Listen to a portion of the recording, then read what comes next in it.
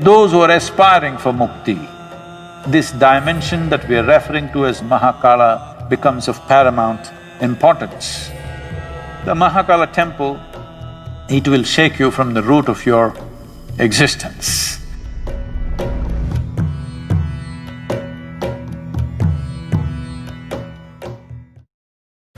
Shiva is a god who should not be named,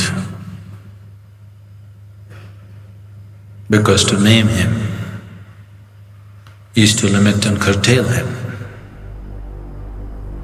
At the same time, the sum of his many names also bring out the indescribable mystery of who he is, or indescribable mysteries of what this creation is. Of his various forms, Kala or Mahakala is an important, at the same time a fierce form. As Mahakala, he is the lord of time. As Kala Bhairava, he is the destroyer of time. Kala means time. Time, as you experience it, is only the cyclical movement of physical existence. The earth rotates, it's a day. The moon goes around the earth, that's a month. The earth goes around the sun, that's a year.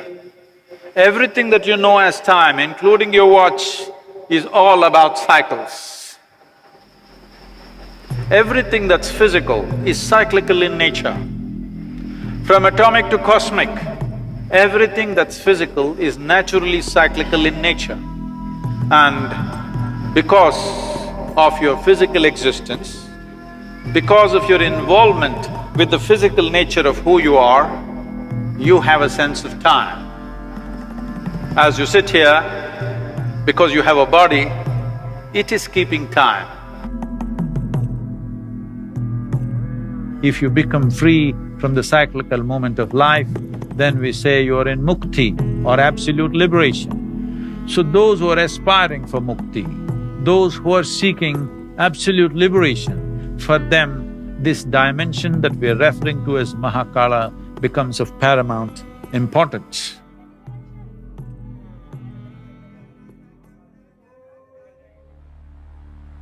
It once happened, the great sage Shukracharya, who was the guru for all the demons, did a tremendous span of austerities in worship of Shiva, and Shiva had to appear. When he appeared, Shukracharya asked for immortality. Then Shiva said, that is not possible. All that is born has to die. Ask for something else. Then Shukracharya said, give me the power of rejuvenation, that any kind of wound, any kind of disease I can rejuvenate, give me that power. Shiva, being the ultimate healer, the master of all herbs and medicines, gave Shukracharya the Sanjeevani mantra, the mantra for rejuvenating people from any kind of disease or any kind of wound or injury. Once Shukracharya had this Sanjeevani mantra, the demons became excessively bold and they waged battle after battle. All the demons who fall down in the battle with any kind of grievous wound, Shukracharya just revives them with the Sanjeevani mantra. So ultimately, the army of the demons can go on fighting without losing a single man. The gods got very alarmed and they felt this is a very unfair battle because how much ever you fight, they don't die, but we die. So they went to Brahma. Brahma intervened with Shiva and said, "You have given this Shukracharya this kind of power, you must kill him. Otherwise, there will be a complete imbalance in the world. The demons have an unfair advantage over the gods." Then Shiva said, "There is no need to kill him, I will contain him." Then the battle between the devas and the demons was going on. Shukracharya was going about uttering the mantra and reviving all the demons from their injuries and wounds. Then across the horizon, a terrible creature, an ogress, whose name was Kritika, came in a hideous form. She was one of the Shiva Ganas. She came and sucked Shukracharya into her womb. And there he remained as a fetus. And he was contained, and a balance was set forth between gods and demons. A more fair and just battles were fought. Then Brahma was so amused and he thought, it is only Mahakala who can do this,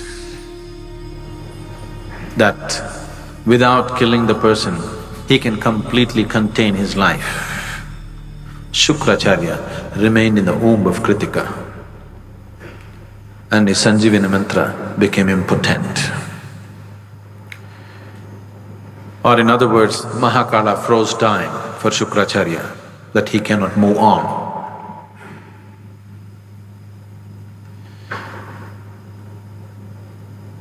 When we talk about transcendence, when we talk about spirituality, yoga, we are seeing how to go beyond the limitations of time and space. Because time and space belongs to the physical plane of the existence. Once you aspire to be spiritual, what it means is you're aspiring to be something more than the physical. Once you're something more than the physical, that means you're aspiring to be beyond the limitations of time and space.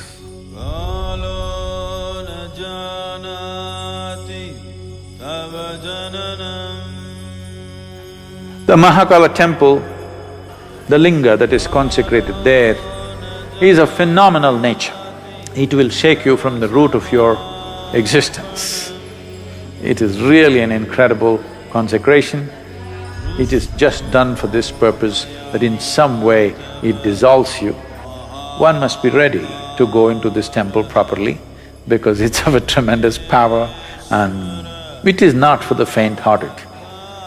It shakes you from inside.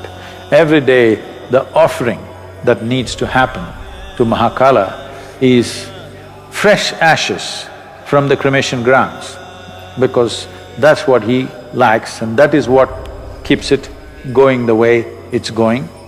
Unfortunately, I heard that we're getting so bloody civilized.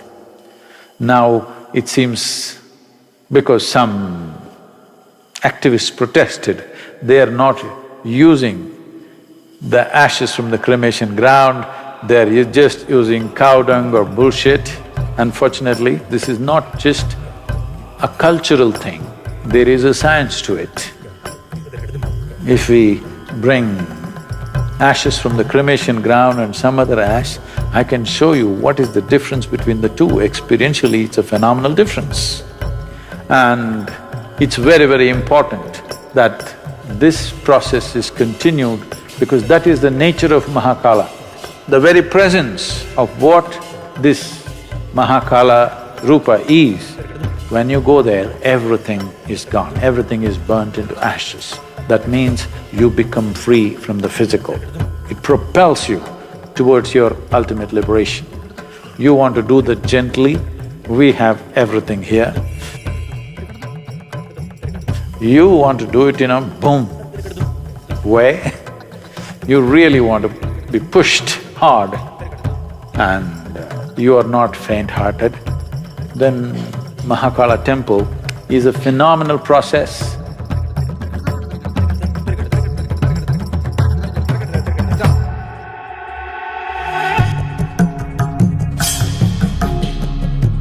Your body should sleep, your mind should sleep, everything should sleep, but you must be awake. Every day, you have free enlightenment when you go to sleep. But the problem is you're unconscious. You master your mortality if you just manage to stay awake when you slip into sleep.